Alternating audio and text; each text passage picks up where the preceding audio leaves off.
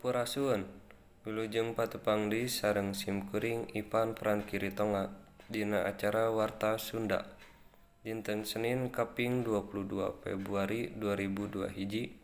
Salami 3 menit kapayun. Simkuring bade ngadugikeun warta. Warta baris nu dikapindangkeun nyaeta mangratus imah di Cingiseut Kacaahan. Pamirsa, mangratus imah di Leuleuk Cingiseut, Arcamani Kota Bandung, Kacaahan Balukar Walungan Cironggeng Limpas.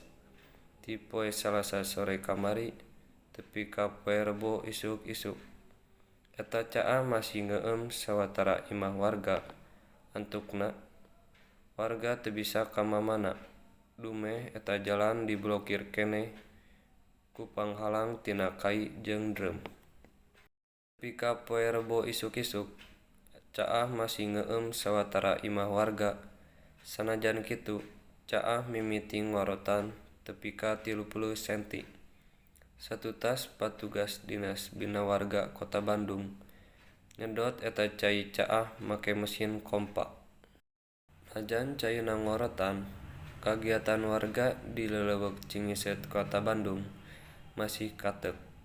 Pangna kitu, jalan pikeun ngajukjuk ka paimahan warga masih diblokir tur kakeueum. Sawatara kendaraan ge jalanna kapaksa muter.